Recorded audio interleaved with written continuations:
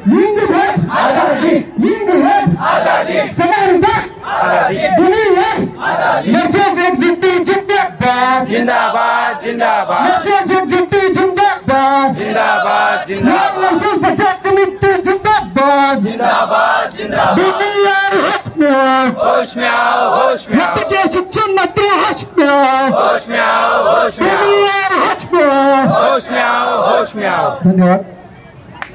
विभागाने 10 जून रोजी आर काढलेला आहे, त्यामध्ये 80% महिलांसाठी संधी देण्यात येईल, 20% पुरुषांसाठी। महाराष्ट्रामध्ये 2.5 ते 3 लाखाच्या जवळपास मेल नर्सेस नर्सिंग शिक्षण घेतलेलं आहे। ते मेल नर्सेस कुठे जातील? त्यांचं काय चुकलंय की आम्ही नर्सिंगचं ऍडमिशन घेऊन या माध्यमातून मेल नर्सेस बचाव समितीच्या वतीने महाराष्ट्रातील प्रत्येक जिल्हाधिकारी कार्यालयासमोर आंदोलन करण्यात आली। 5000 मेल नर्सेसच्या उपस्थितीमध्ये आझाद मैदान इथे आज आंदोलन करण्यात आलं। या अनुषंगाने वैद्यकीय शिक्षण मंत्र्यांनी भेट घेऊन समान संधीसाठी आम्हाला आमच्या बाजूने जर निर्णय नाही घेतला, जिल्हाधिकारी कार्यालयासमोर आत्मदहनाचा इशारा या माध्यमातून देतोय सरकारने लक्ष। नमस्कार, मी अजय भास्कर मराठे, मेल नर्स बचाव समिती महाराष्ट्र राज्य यातर्फे मी सांगू इच्छितो की राज्य शासनाने 11 जून रोजी एक आर राजपत्र काढलं। त्या राजपत्रामध्ये असं दिलेलं आहे की DMER वैद्यकीय शिक्षण मंडळाचे मेडिकल कॉलेज जे काय असतील त्यांच्या ज्या काही भरती होतात, त्या भरतीमध्ये नर्सिंग परिचारिकांच्या भरतीमध्ये 80% महिला आणि 20% पुरुष हे इथून पुढच्या देखील भरतींमध्ये घेतले जातील। हा आर त्यांनी आता लागू केलेला आहे।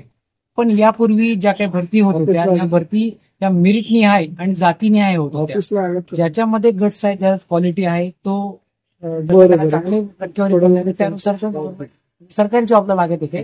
पण आता हा आर आल्यामुळे राज्य शासनाकडून जो काही आर आला आहे, या आर मुळे राज्यातील जे काही मेल नर्सेस आहेत हे बेरोजगार झालेले आहेत।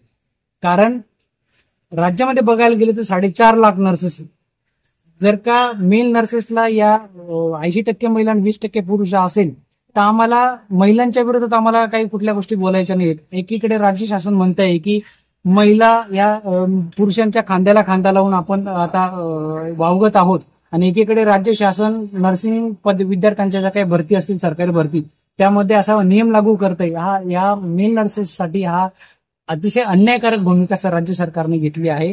गेल्या महिन्याभरापासून आम्ही राज्यामध्ये तालुका जिल्हा पातळीवरती वेगवेगळ्या पद्धतीने आंदोलन केले। लोकप्रतिनिधींमार्फत खासदार असतील, आमदार असतील, वैद्यकीय शिक्षण मंत्री असतील, सगळ्या मंत्र्यांच्या आमच्या भेटीगाठी घेतल्या। प्रत्येक आमदाराने खासदाराने विधिमंडळामध्ये डॉक्टर सत्यजित तांबे यांनी देखील विषय घेतला, तरी देखील सरकार आमच्या बाजूने बोलायला तयार नाही। आम्ही 5 ऑगस्ट रोजी या सगळ्या अनुषंगाने आज आझाद मैदान मुंबई येथे आज आंदोलन केले। सकाळी 10 ते 5 वाजेपर्यंत जवळपास आमचे 5000 नर्सेस मेल नर्सेस आज इथं उपलब्ध होत्या, आणि तरी देखील राज्य सरकारने आम्हाला कुठल्याही प्रकारच्या बैठकीस बोलवलं नाही। त्या अनुषंगाने राज्यातील जे काही पदाधिकारी होते यांनी मुंबई मंत्रालयासमोर जाऊन जोरदार शक्ती प्रदर्शने केली, आणि यातून आम्हाला एवढं सांगायचं की सरकारने आमच्याकडे जास्तीत जास्त लक्ष द्यावं, लक्षवेधी भूमिका आम्ही घेतली। कारण का की हा मेल नर्सेसचा जो आवाज आहे हा सरकारने दाबण्याचा प्रयत्न केलेला आहे। हा आवाज सरकार दाबू शकत नाही। आमची एकच मागणी राज्य शासनाकडे, कारण हा ICBs हा कायदा जो आणलाय हा रद्द करावा।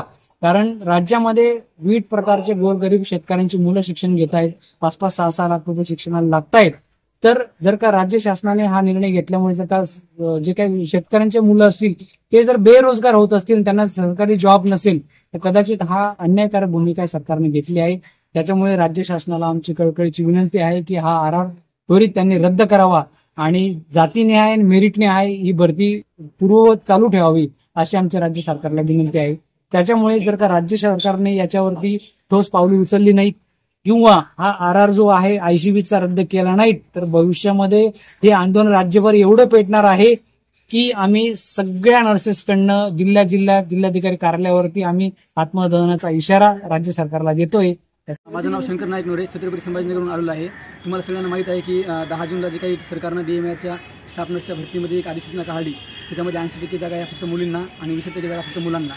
आणि मग याच्यामुळं असं झालं की आम्ही जे काही मुलांनी नर्सिंग केलं, प्रायव्हेटमध्ये एवढी फीस भरून आम्ही नर्सिंग केलं, आम्ही 4 वर्ष वेळ दिला, आता आमची कोंडी झालेली आहे। आमचं जे भविष्य आहे ते आता अंधारात गेलेलं आहे, कारण त्या 20% मध्ये पुन्हा कॅटेगरी वाईज डिव्हिजन आहे। मग आम्हाला फारच कमी जागा उरत आहेत। त्याच्यामुळे सरकारला आमची विनंती आहे की हे जे काही तुम्ही समजा केलेलं आहे त्याच्यामुळे आमचं भविष्य धोक्यात आलेलं आहे. आता उद्या आमच्या जॉबचे प्रश्न आहेत, नोकरीचे प्रश्न आहेत, आम्ही पण गोरगरीब घरामधले आम्ही विद्यार्थी आहोत. आमची याच्यामुळे सरकारला विनंती आहे की जसं पूर्ववत होतं तसं 33% आरक्षण महिलांना होतं या नर्सिंगमध्ये पण जसं इतर ठिकाणी आहे इकडे तसं करावं किंवा 50% करावं जेणेकरून आमच्या पण करिअरचा प्रश्न उद्भवणार नाही. एवढी आमच्या सरकारला विनंती आहे. धन्यवाद.